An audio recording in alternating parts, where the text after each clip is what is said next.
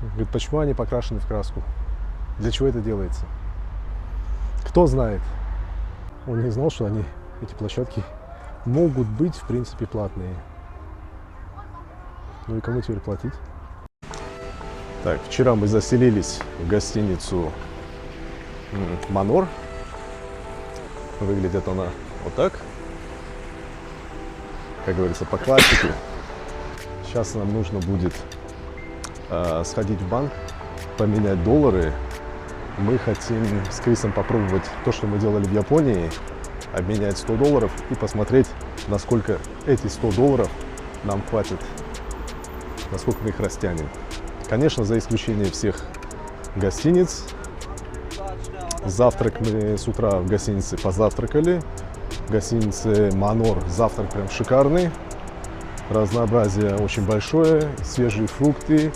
Это первый день в Узбекистане.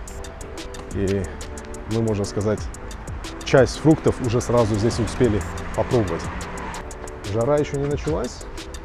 Сейчас только 11 часов. Надеюсь, мы не жаримся. Вчера ехали на такси.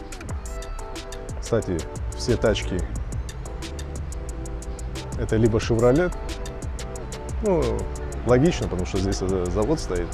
В общем, либо Chevrolet, либо, ну, скажем, либо Chevrolet, да. Зачем вот люди вот так ставят? Машины не пройти.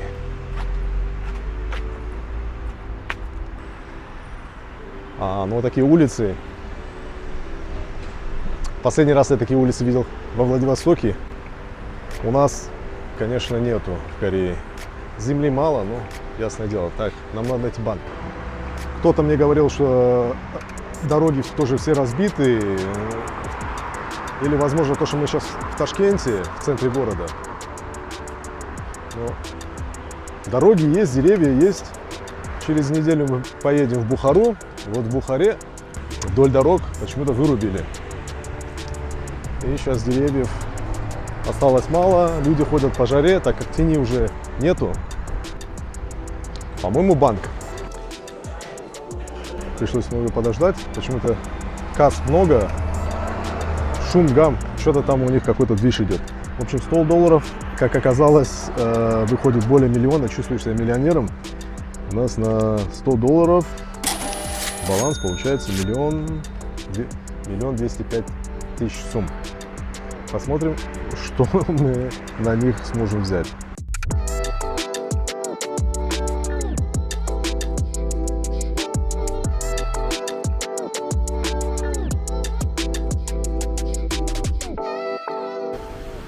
Проходили мимо речки. Крис заметил змею в воде.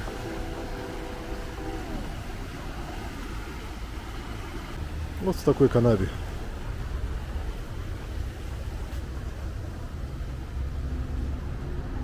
В центре города. Возможно, это уж. Надеюсь, не ядовитые здесь змеи. Я таких киосков очень давно не видел. И там реально продают газеты. Здесь продаются и газеты, и вся такая утварь, которая продавалась в 90-е годы.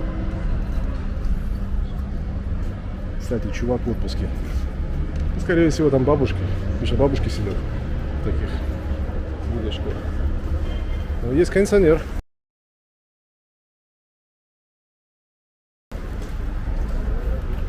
В 90-е они сидели без кондиционера. При дорогах продают самсушки. Решили зайти в магазинчик. Крис захотел мороженое. Попробуем пломбир. Настоящий пломбир. Так, затраты пошли. Первое у нас мороженка. Называется пломбир. Настоящий пломбир. Сейчас посмотрим, насколько. Стоит очень дешево. Это 5000 сом. На наши, если перевести, ну, в принципе, 500 копеек. 500 вонов.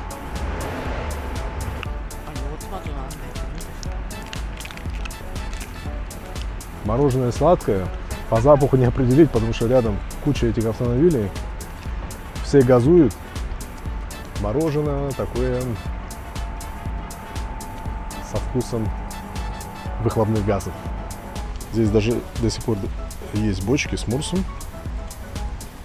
Переходим дорогу. Хотя за нами пешеходный переход. Только что мы через него переходили. Показывает зеленый свет. Однако же переходим его.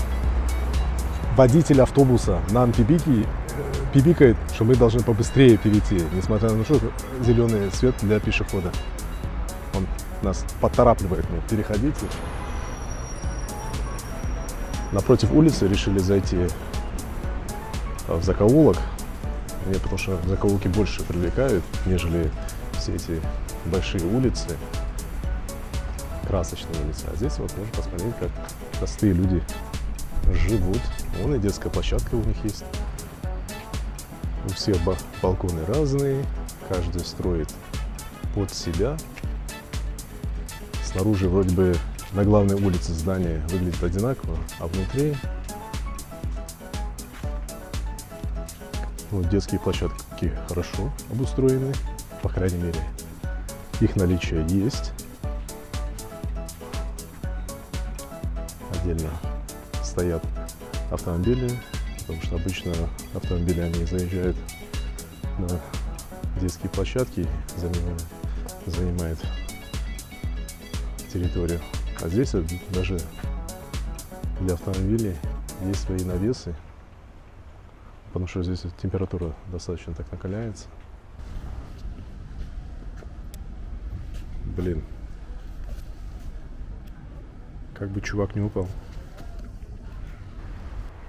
Во дворе стоит такая будочка, и рядом то ли кошек, по-моему, для кошек. Ага, да, эта штука для кошек. Угу. У них во дворе сделали такую площадку специально для кошек.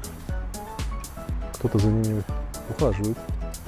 Корма не вижу, есть вода, есть домики для них. Кошек тоже нету.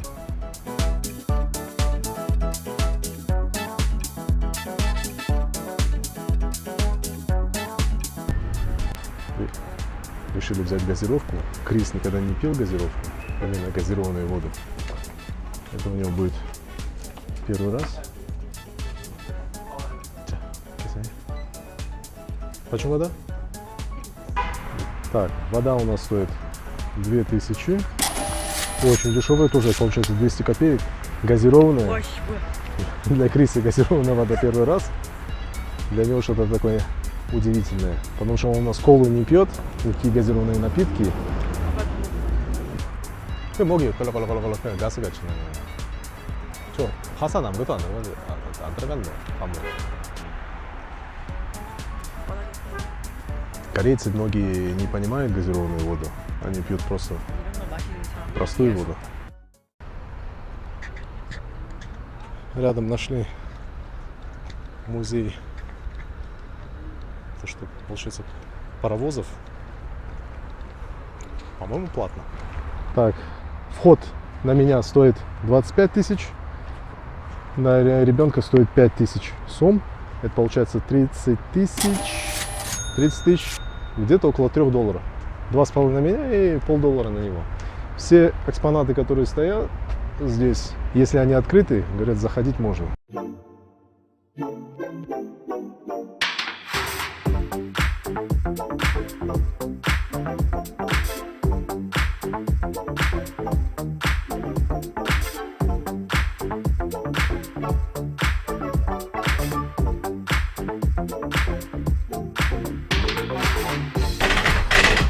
В музее какой-то беспорядок. Здесь стекла. Как сюда можно зайти с детьми? Стекла, мусор.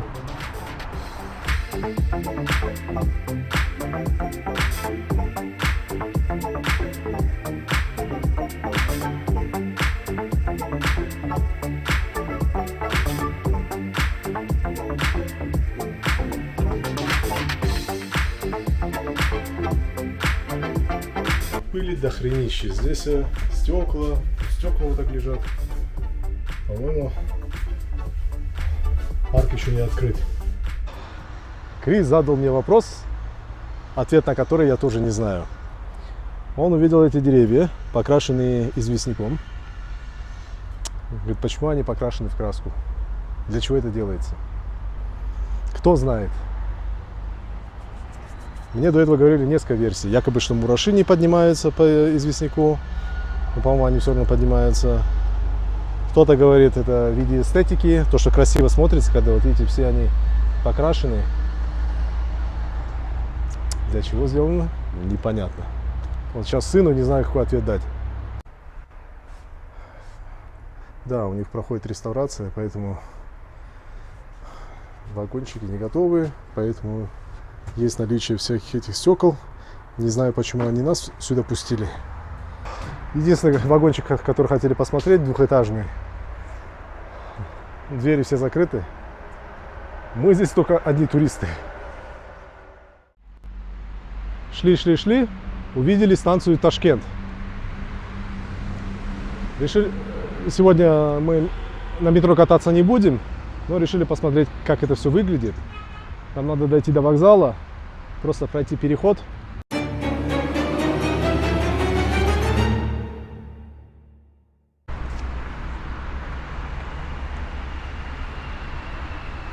Что-то все выглядит так мрачно.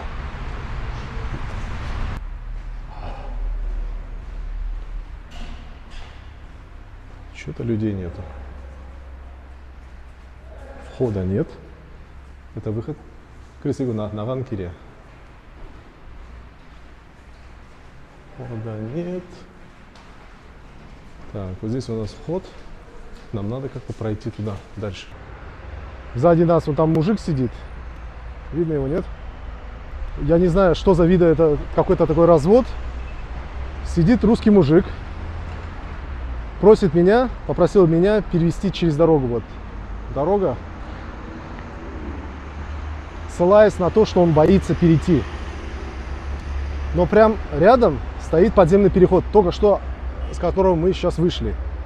Подземный переход, ну, через метро. Я объясняю мужику, я говорю, вот ты сидишь прямо перед входом в метро, ты можешь спуститься, если боишься автомобилей, спуститься и перейти дорогу. Мужик настойчиво меня просит, говорит, нет, вы можете меня взять за руку и перевести через дорогу. Что-то меня это так насторожило. Я говорю, а в чем дело, почему сам не можешь перейти? Он говорит, мол, я выпивший, поэтому меня надо перевести. Я боюсь, говорит. Я говорю, чего ты боишься? Если автомобили, спускайся вниз, по подземке иди. Он говорит, по подземке я не могу, у меня спина теперь сломанная. Объясните, что за видоразвод? Но я сослался на то, что мы торопимся, потому что очень хотелось, конечно, бы помочь, но что-то это все очень как-то мутно. Удалось арендовать скутер. Для этого нужен узбекский номер, и можно привязать иностранную карту. Я привязал свою карту. Взяли один скутер, нам нужно еще один, а сим-карта у нас только одна. Но скутеры очень, ну, по сравнению с Кореей, конечно, дешевые. Здесь минута получается 50 вон.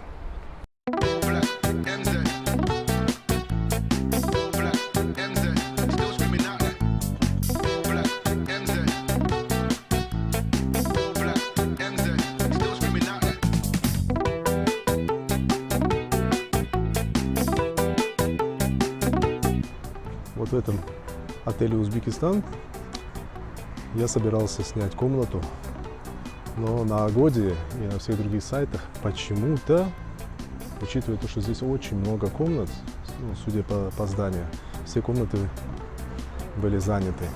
Это одно из последних, наверное, зданий из советской архитектуры. И сразу видно, что с советского времени стоит гостиница.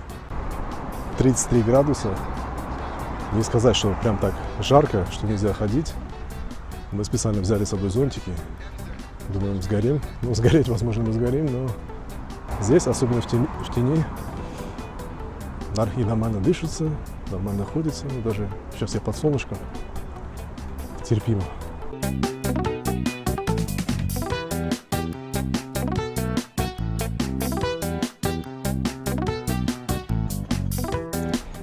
Здесь на улице стоят мусорные баки. В Корее почему-то все мусорки убрали с дорог. А здесь временами попадаются. Особенно вот таких урн много.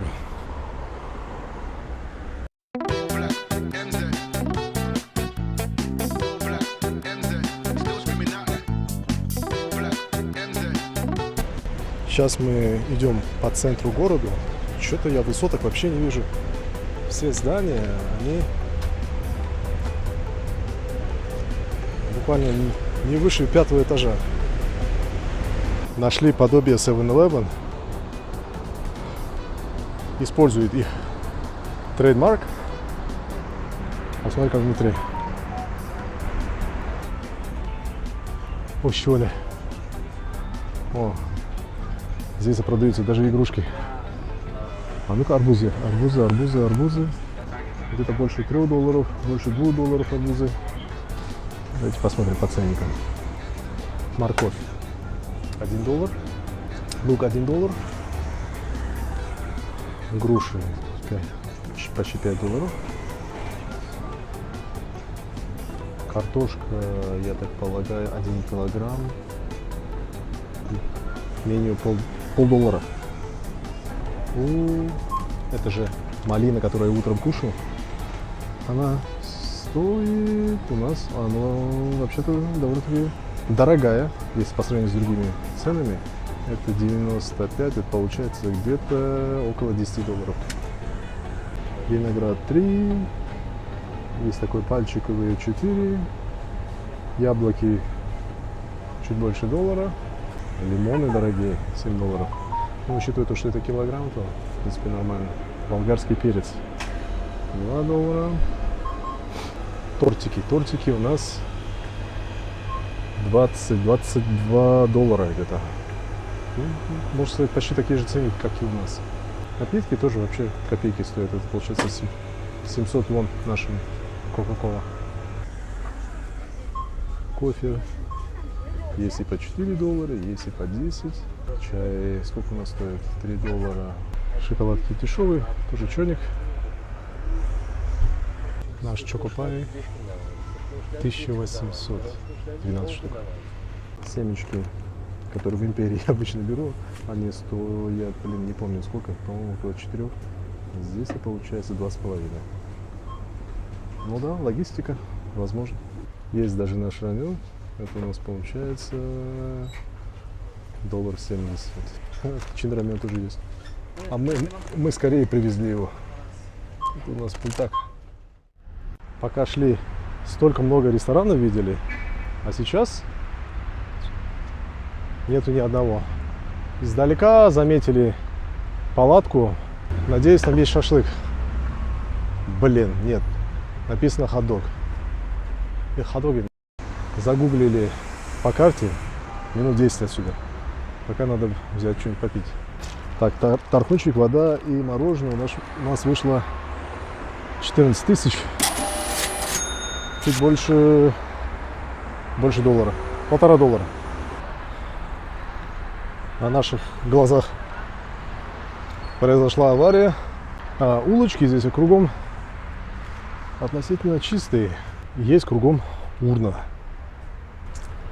Нет такого, как в Корее. Ты таскаешь мусор весь с собой, только дома выкидываешь его, либо в каком-нибудь ресторанчике, либо в тот же 7-Eleven. Здесь с собой мусор таскать не надо. Можно скинуть его у первой же лавки. Здесь ребята красят деревья. Остановил одного работника. Ну, тот, правда, не понял по-русски. Позвал другого работника. С горя пополам я стал расспрашивать, зачем они это делают. Они говорят, чтобы красиво было. Я говорю, а как насчет версии, насчет мурашей? Они говорят, ну и насчет мурашей, мол, тоже правда. В общем, я так понял, что они ничего не знают. Зачем это делать? Так, мы пришли поесть шашлычок. А где вход? Шашлычок на настоящих угольках. Ага, маленькие лепешки. Даже такой шашлык есть.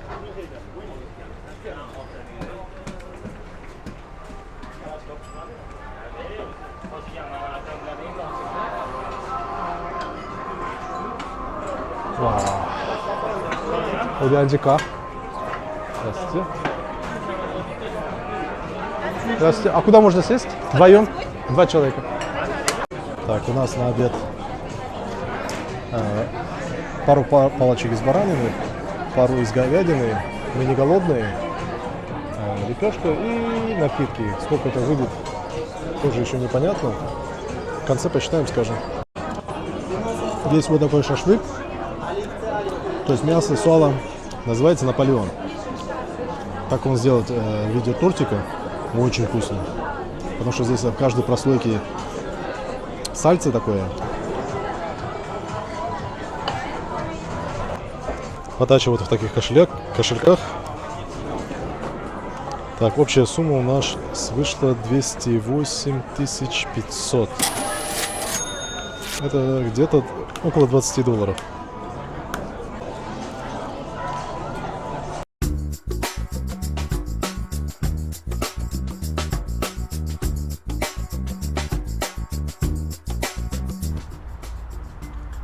Я так понимаю, это просто парк. Спереди мы увидели название BR. Думали Baskin Robbins. Но походу нет. Или походу да.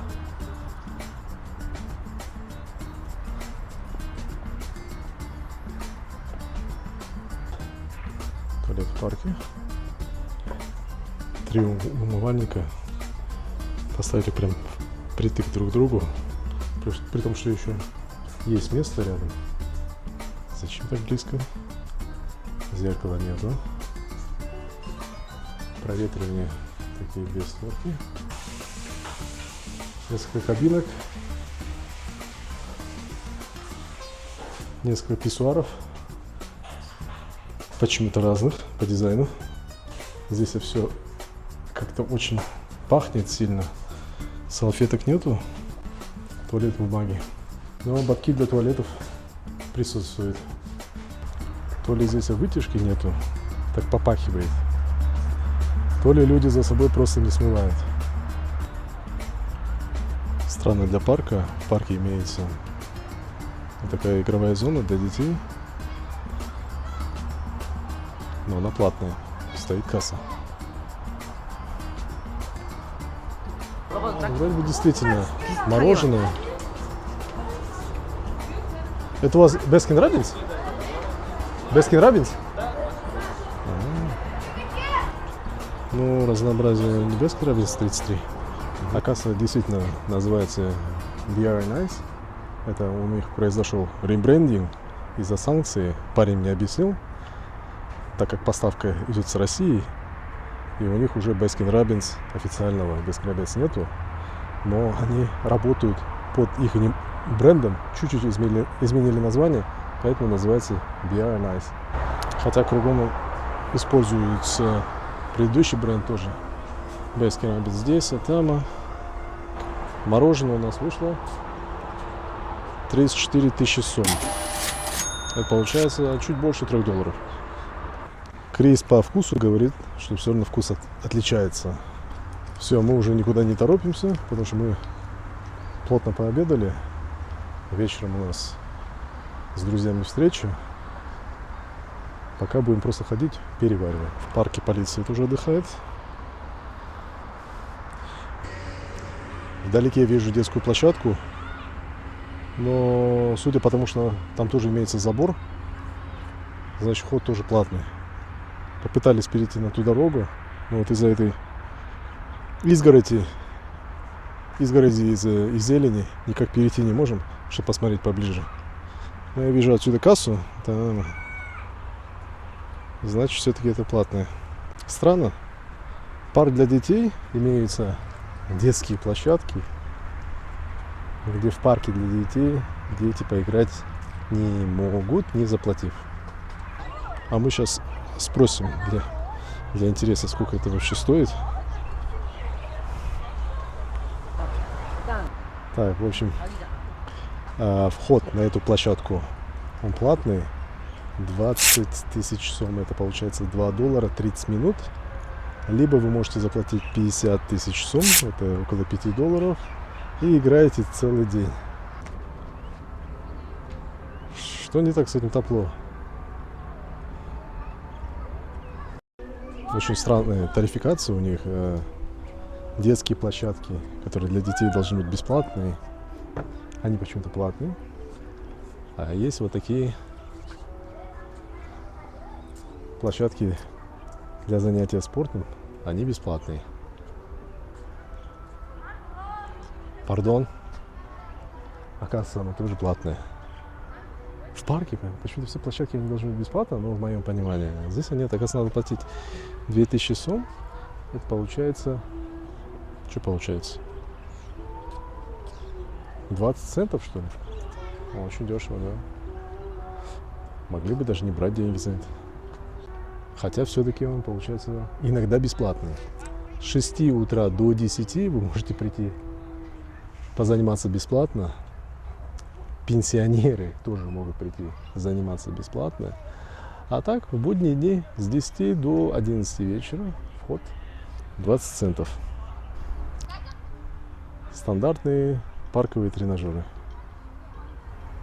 И вот конкретно для этой площадки, я так понимаю, у них есть отдельная даже касса. Крис побежал лазить. Он не знал, что эти площадки могут быть, в принципе, платные. Ну и кому теперь платить? Здесь никого нету. Разве что идти в ту кассу. Ну туда. Оно мне надо, оно того стоит. 2 раза перепроверил. Написано для мальчиков. Захожу в туалет, а здесь нету писсуаров. Думаю, блин, что-то я, по-моему, не туда зашел. Выхожу опять, смотрю, вроде бы опять написано для мальчиков. Опять захожу, опять что-то не пойму. Туалет для мальчиков, но без писсуаров. Заставил Криса сходить в женский посмотреть. Думаю, может, таблички поменяли втихаря от всех. Поменяли, а всем не сказали. Оказывается, нет. Действительно, писсуаров нет. Раковины, опять же таки, расположены друг к другу близко. При том, что если до хрена местище вдоль этих раковин. И зеркал нет. А люди здесь в зеркал, по-моему, не смотрятся. Сходил в туалет по-маленькому. Все-таки нужно слить. А здесь ни крышки нет. Непонятно, как это все смывается. Кто-то упер крышку. Соответственно, не нажать. Блин, вот что, лазить не буду. Так, у нас минус милкшейк. Милкшейк стоит 19 900, это почти $2. Вкусно. Настоящий милкшейк. Не который в Макдональдсе продается, а вот прямо с пенкой. В советское время. Вдоль тротуаров проходят вот такие арыки. И люди паркуются прямо перед ними. И перед ними нет никаких ограничений. Сенсоров и камер у них точно нет. Но как тогда они паркуются? Особенно ночью. Припарковать такой автомобиль, это... Вот все они вот так заезжают. Прям притык-притык. А если учитывать, что здесь вот так арык, как вот такой автомобиль, не перескочить ночью. Ладно, днем это видно. Ночью, если ты будешь припарковываться, здесь нет никаких ограждений. И кругом эти арыки, они идут вот вдоль всего тротуара. Интересно. У них получается как-то без происшествий. Вот здесь вдоль тротуара, главное, есть ограничения. Вот почему-то вот такие ограничители не поставить перед арыками. У каждого магазинчика своя, я так понимаю, нелегальная пристройка, нелегальное расширение территории. Буквально перед каждым фасадом здания. Так, сейчас 6 часов вечера. Погода вот прям отличная. Не жарко. Воздух такой немного тепленький, но не так душно, как у нас. Но сейчас в самый раз можно и походить по городу, солнце уже упало. Особенно если в городе это кругом тень из-за зданий. Много встречается русских, которые, я так понимаю, приехали. Потому что все говорят на одну тему. Война, война. Когда поедешь, каждый друг другу объясняет, как лучше здесь остаться. В общем, такая тематика сейчас разговоров у всех. Вот такой тренд, он по всем тротуарам.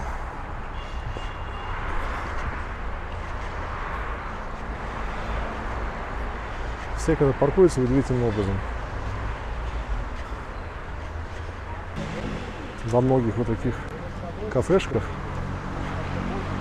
которые сзади, кругом сверху проходит увлажнение воздуха, дает такой стим сверху, более прохладный. Это не тема для Кореи, потому что у нас и так влажно.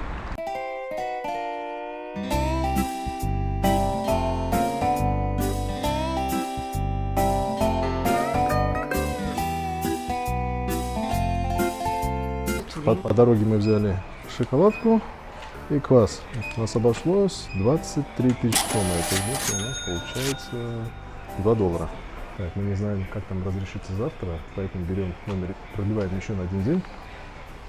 У нас продление на ночь обошлось минимум 94 700 сомов. Насколько высокая эта кровать, что я на нее просто сесть даже не могу. Я ростом 180. Я на нее сесть не могу. Мне нужно будет либо вот так запрыгнуть на нее, она реально высоко. Под ней обычная кровать вот где-то вот на такой высоте, по-моему, находится. А здесь поверх него еще один матрас. Вот так вот. А если упасть с такой кроватки, тоже будет больно. Крис у нас пробует первый раз узбекскую дыню. Она прям течет у него.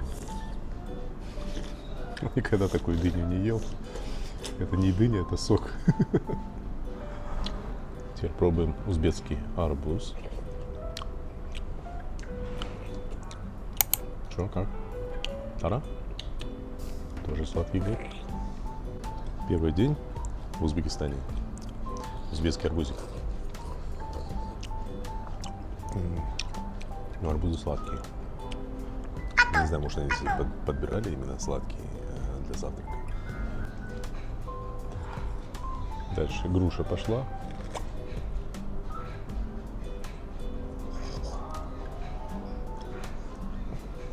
Слишком большой кусок. Давай еще раз. Но после арбуза она, наверное, не такая сладкая будет. Корейские дети, вот они не знают, что можно со шкуркой кушать. У них большое разнообразие разных фруктов. Остальные фрукты я не стал брать. То, что в Корее нету, то, что Крис до этого никогда не пробовал. Вот это, я так понимаю, это ежевика. Это, по-моему, смородина.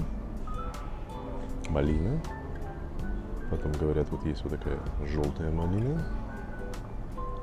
Крыжовник. В детстве я помню вот такое пробовал. Крис, его нельзя? 맛이 없는 거 없어요 여기. 아니 전체 그냥 입에 넣는 거야. 다 씻는 거야. 같이 해봐. 아니. 맛있어 맛있어.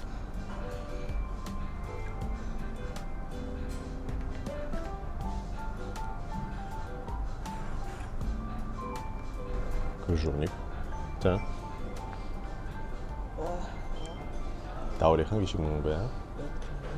이거 그냥 입에 다 전체 넣는 거야. 봐봐. 아빠처럼. 그래서. Не надо ничего разбирать. 뭐야.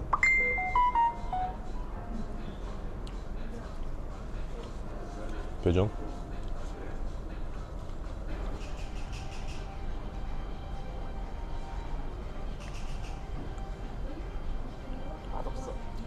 Смородина ему не зашла.